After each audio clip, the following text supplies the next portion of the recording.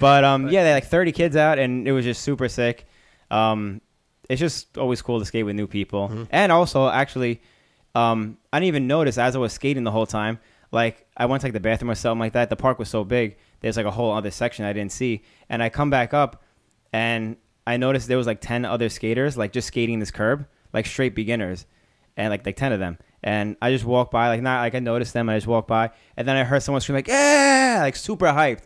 And I look over, and he like just landed something. He goes, "I just did my first front side." Whoa. And I was like, "Whoa!" And like instantly, like hit me right here. Like I instantly Dang. thought of my first front side. The birth. Yeah, and I was The like, levels. I haven't seen that in I don't know how many years, 20-something years. Man. Like, do you remember your first front side?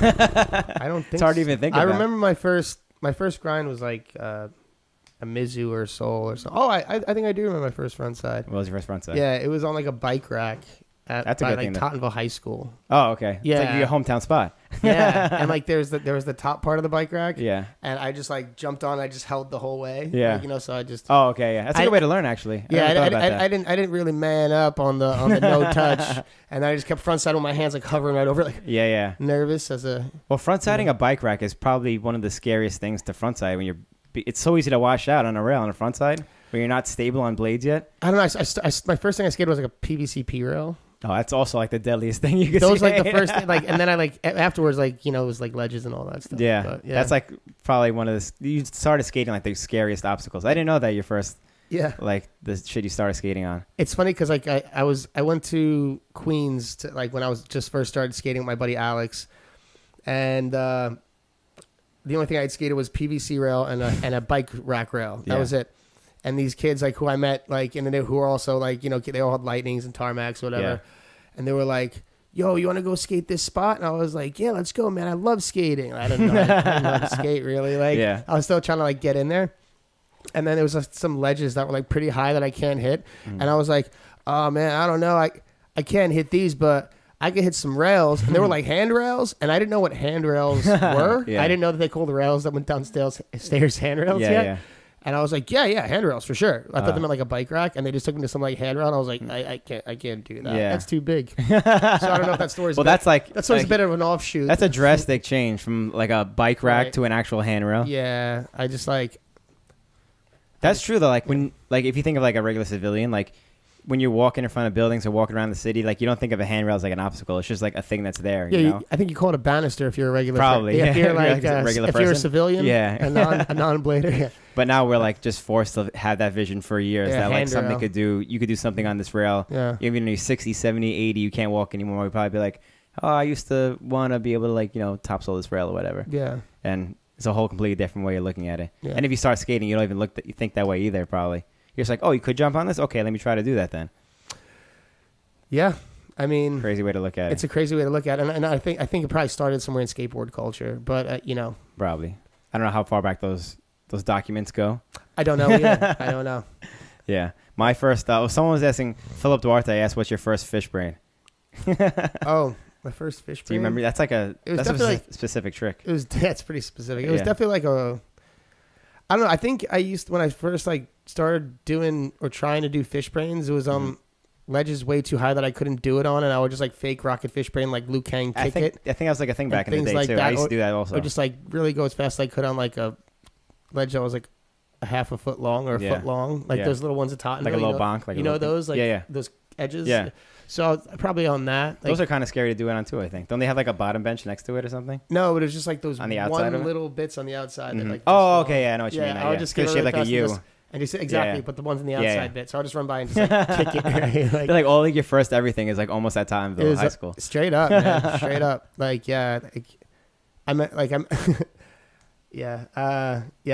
Like I was just gonna say, like I remember there was a point when I was like a freshman in high school, and I was like, there's like a 5-stair there. And I was like, I want to do this on everything. This before scootering, so like I ollied it on a skateboard. Oh, did you? And I jumped it on a bike. Oh, sick. Is that in the school? No, it's between the two wall rides. Like it's really small. That little thing. It's nothing. Okay. But I remember just like being like freshman high school. Like did jump this on all three things. Badass.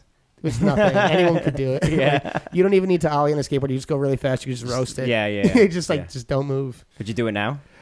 On what, a skateboard? Yeah. I mean, I I don't know. What about on blades? Would you jump the 5-star on blades? I want to. Let's go skate after this. Let's go back. Go to Tomville? Yeah, sure. Jeez, gotta hop the fence and everything. That place is really nostalgic for me. When that place goes, I'm gonna piece of me's gonna die. Damn, yeah.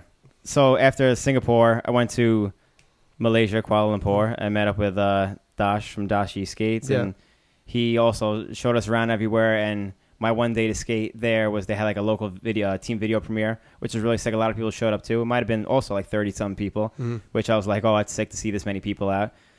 Skated some park with actual ramps that I'm not used to skating. Was that like the one with the true topsoil up in the clip?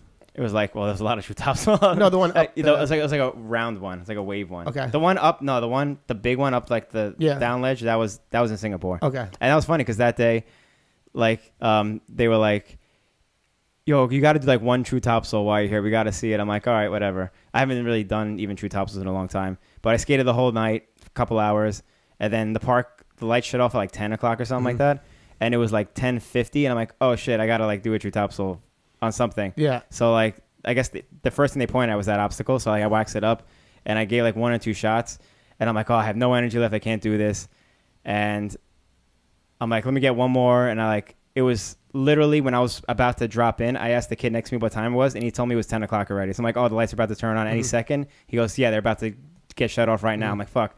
So I did one more, and that was the one that I did. And that's like everyone bugged out. And then literally, you can't see it in the clip. It must have ended right there. But the lights shut off as soon as like I roll away. That's sick. So, like I just made it in time. I was like, okay, I'm happy Hollywood to do that. moment, dude. Yeah. Lights, camera, action. Yeah, it was cut. perfect. And that never happens too, especially with me. I'm like the least consistent skater. So for me to get a trick in like 2 or 3 tries that I haven't done in forever, it was fun to do. Yo, by the way, before you continue on about your story, I didn't, dude, like as long as I've known you, I didn't know that, like, I guess you're like this guy who's known for true topsoils.